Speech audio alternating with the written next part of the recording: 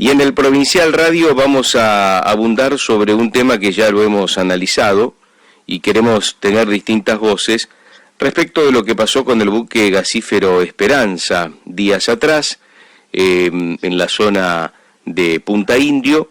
Este barco encalló y como consecuencia de esa situación se trabaron las actividades comerciales, tanto la importación como la exportación, pero más allá de esa situación, que digamos podría encuadrarse como algo normal o un accidente dentro de la navegación, lo que aquí se está discutiendo es de qué manera ese barco salió a flote, teniendo en cuenta que estaba encallado en una profundidad que según los especialistas es muy difícil que tan simplemente salga otra vez a flote. Pero por supuesto que esto es una introducción para hablar con un especialista como es el capitán fluvial Humberto Carlos Carrizo, un hombre vaquiano del río Paraná y del río Uruguay que conoce mucho sobre el tema navegación, y es por ello que a él le queremos consultar sobre esta cuestión. ¿Qué tal, Humberto? Un gusto como siempre saludarlo aquí. ¿Cómo está? ¿Qué tal? ¿Cómo te va, Marcelo? Bien, muy bien. Básicamente nos gustaría conocer, Humberto, su opinión, ¿no?, sobre este hecho que ha conmovido, que ha llamado la atención, y que nos gustaría que nos dé justamente su parecer sobre esto. Bueno, cuando los buques de porte mayor se varan, en especial un gasero, un metanero, en lo cual estos barcos navegan con cláusulas de separación de tráfico, o sea que navegan solos, navegan con máxima seguridad para no tener cruces ni nada.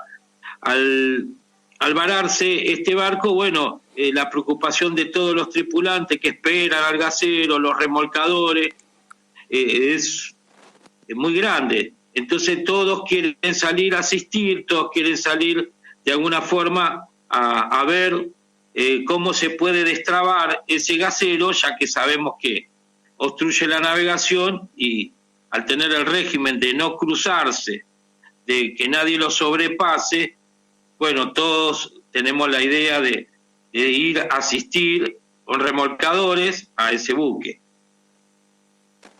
Y ahora, ¿aquí qué pasó? Porque tenemos entendido que la profundidad en la que encalló el barco era de algo más de 1 metro, digamos, con el porte del barco, con la carga que traía el barco, es muy difícil que salga a flote, ¿no? Digamos, ¿cómo salió? Y sí, el barco como el barco, enseguida los capitanes y patrones que estamos en la actividad, verificamos la posición mediante AIS, verificamos satelitalmente cómo se encuentra el barco y empezamos a deducir la forma de cómo poder sacar el barco. Uh-huh. Y teniendo en cuenta cómo actúa la marea, en este caso, él aparentemente franquea la zona donde el denominado codillo con la altura a favor, en creciente, donde después de su deficiencia, porque ahí se está estudiándolo, investigando los motivos de por cuál él quedó sin control y fue a parar al beril, a vararse, todos de alguna forma empezamos a evaluar cómo está la altura, está bajando el río, qué tiempo tenemos para llegar, con que la autoridad tiene que agilizar los tiempos, porque en realidad sabemos que si el agua se va, como en este caso el agua se iba, el barco iba a quedar prácticamente hasta el otro día que venga la nueva marea, y se tenía en cuenta que las mareas iban a ser menores a las que se había quedado él. Entonces estábamos muy preocupados y en realidad con ganas de hacer la tarea de desvare. Uh-huh. Bien. ¿Y qué fue lo que pasó? Algunos adjudican allí o ponen en duda la tarea que realizó la prefectura. ¿Es tan así esto?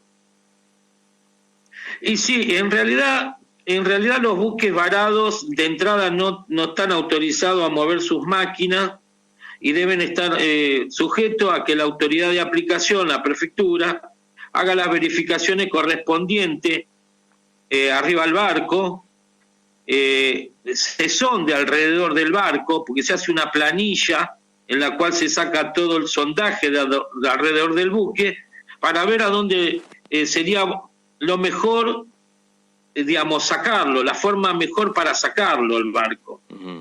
Y desde ya que, bueno, que el barco queda sujeto a todos esos controles de no mover sus máquinas, no hacer traspaso de peso, no tirar carga al río, no deslastrar, digamos, hay una batería de medidas a adoptar porque hay que verificar si el barco con todo ese tonelaje no tuvo alguna avería o podría tener a futuro, si el río sigue bajando, se podría, digamos, hasta lo que se dice partir el barco, podría tener una avería mayor, ya que el peso iba a tocar el fondo, cosa que sucedió.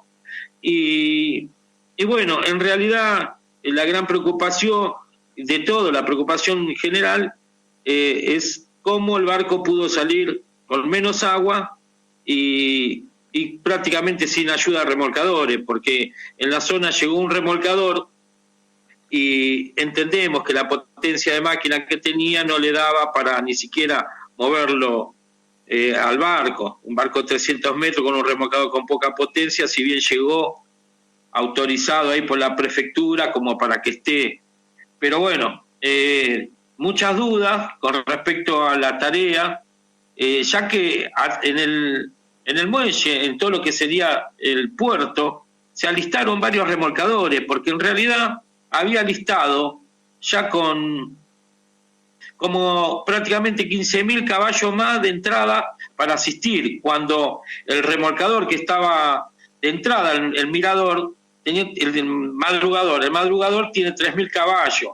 Sabíamos que no le iba a dar la potencia, entonces se agilizó. La agencia marítima, juntamente con la prefectura, empezaron el protocolo, que sabemos que estos protocolos son muy lentos, porque hay que actuar con mucha más rapidez, porque quedó 24 horas, pero podía haber quedado mucho más tiempo. Y nosotros teníamos todos los remolcadores amarrados en el puerto, tanto en el puerto de La Plata como en el puerto de Buenos Aires, listos, atentos para salir a hacer la tarea. Capitán, ¿y cómo salió finalmente el barco? ¿Se sabe? El barco sale misteriosamente solo, prácticamente con el remolcador ese que llegó primero con muy poca potencia, y acá entramos en las conjeturas reales que es que no se puede echar nada al río, acá no se puede tirar nada, nosotros tenemos que cuidar nuestras aguas, nosotros tenemos que tener todos los involucrados en esta actividad, tenemos que tener mucha seriedad en esto, porque los barcos vienen de distintas partes del mundo y no podemos permitir que achique el lastre ante una situación, porque en realidad el barco tiene una defensa, todo barco tiene una defensa que es un lastre en caso de excepcional. Bueno, en este caso fue excepcional, el barco se varó, pero se ejecute la tirada de líquido al río, hay que tomarlo muy con pinzas, porque hay que poner las embarcaciones correspondientes para tirar, hay que estudiar lo que se va a tirar al río, no tenemos que cuidar mucho la contaminación, y eso es la preocupación de toda. Habida cuenta de que la Prefectura Naval Argentina tiene la obligación de cuidar todos esos aspectos y darle el mismo tratamiento a un buque extranjero que a un buque argentino, porque usted está en un barco argentino, en un arenero, acá en el río Paraná, y usted se vara y no puede tirar la carga, no puede tirar la arena, usted no puede tirar nada. Enseguida la prefectura viene, le pone un patrullero al lado, empiezan los controles y bueno, y ahí comienza todo lo que es el protocolo, cómo se desvara un barco a esperar marea. Muchos de nosotros que hemos trabajado en el río, seguramente que hemos tocado algún banco y hemos vivido esas situaciones. Ahora, lo que no se puede dejar es que un metanero de esta característica venga y libremente realice cualquier tipo de maniobra sin control. Por eso la preocupación, por eso es que una sola gasa estuvo puesta en el metanero que fue del remolcador Madrugador. Cuando se alistaron muchos remolcadores, tanto como el Paulo C, el Candela S, el remolcador Ranquel de Antares, que iban hacia la zona y ninguno logró ponerle la gasa en el barco para poder sacarlo. Entonces acá tenemos un gran problema. El barco volvió a flotar increíblemente con menos agua con la que se quedó. Cuando uno, le pregunto para aquellos que nos están escuchando y no son especialistas en el tema, cuando ustedes hablan de tirar el lastre, es ni más ni menos que retirar combustible del barco, tirarlo al río, digamos. No, el lastre es agua que okay. viene de otras partes del mundo. Es líquido que siempre los barcos tienen una defensa, un lastre, en lo cual uno puede inclusive hacer los traspasos de una banda a otra para que el barco, digamos, sea liberado. Pero todo eso va autorizado por la Prefectura Naval Argentina. Entonces entendemos que el barco operó, hubo una ingeniería de pensamientos para sacar el barco de esa situación. Entendamos que es un barco que mueve un capital millonario. Entonces, desde sus asesores, desde otras partes del mundo, ordenaban a que seguramente piensen, tanto el capitán, el jefe de máquina y todo su personal, como lograr zafar al barco porque por el lucro cesante que iba a tener y por todo lo que todos los barcos que estaba parado prácticamente la navegación que venía desde el norte. Entonces, fíjese que dejaban pasar a barcos menores de 7 metros ahora. Otra también para ver, digamos, se permitía el paso de los barcos con menor de 7 metros cuando pasaba muy cerca al metanero. Es una irresponsabilidad bárbara porque acá se para la navegación y no se tiene que cruzar con nadie. En este caso se permitía que pasen. Entonces, yo creo que estuvo mal encarado. Nosotros tenemos que velar por la seguridad de las seguridades. No se imaginan lo que podría haber producido una colisión de otro buque si es que lo toca el metanero quieto ahí. Había que trabajar seriamente, había que cumplir los protocolos de salvamento. Las empresas habilitadas para tal fin estuvieron alistándose para realizar la tarea. Y todo esto, bueno, nosotros acá en Argentina, digamos, estamos dejando pasar muchas cosas, pero en otra parte del mundo nadie puede tirar una gota de nada a sus aguas, a sus ríos, a sus mares, sin el debido control de la calidad de lo que se va a tirar al río, en este caso, o al mar. Está claro.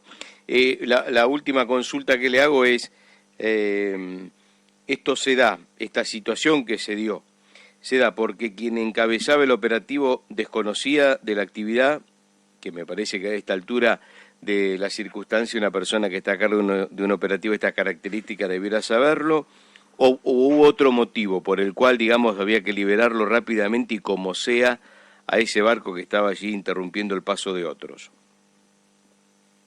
Acá se cruzan varias cuestiones.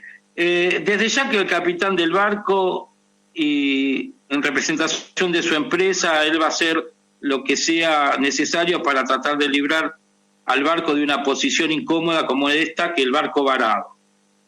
Pero entendiendo que el barco se varó por una deficiencia o produjo un blackout o tuvo una gran deficiencia para que el barco quede sin gobierno y vaya preso a ese viril y quede ahí varado, el capitán de alguna forma responde a la empresa armadora y trata de resolver. Acá la autoridad de aplicación tiene que practicar, digamos, aplicar el reglamento como corresponde para todos los barcos.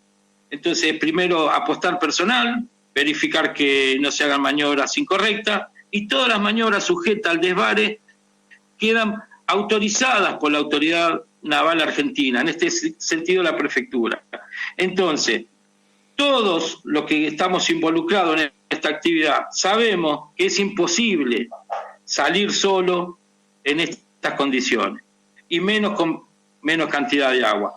Ahora, fíjese, no termina ahí, porque la cosa después el barco como pudo salió, como se dice, por arte de magia, y se fue a la rada, y hasta el día de hoy se encuentra la rada, se encuentra sin custodia, se encuentra fondeado, un metanero de esa característica, entre medio de todos los barcos en el Río de la Plata, en realidad es una bomba de tiempo, no lo tendríamos que tener. No lo tendríamos que tener acá enfrente de La Plata a este barco.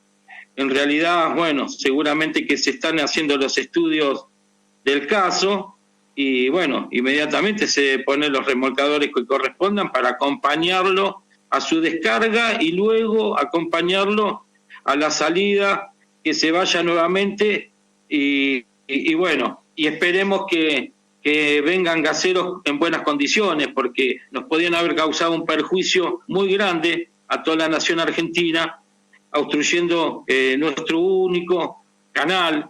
Hoy tenemos el canal, en este caso, el gran problema del Codillo, porque ahí siempre, si ustedes estudian, siempre hubo muchos accidentes en el Codillo del canal Punta Indio. Por eso también muchos apuntamos al impulso de un canal alternativo propio de Argentina, que es el canal Magdalena, donde habría otra alternativa en caso de que se quede alguno. Pero bueno, la idea es ver cómo este buque Esperanza logró salir solo, sin la ayuda de remolcadores.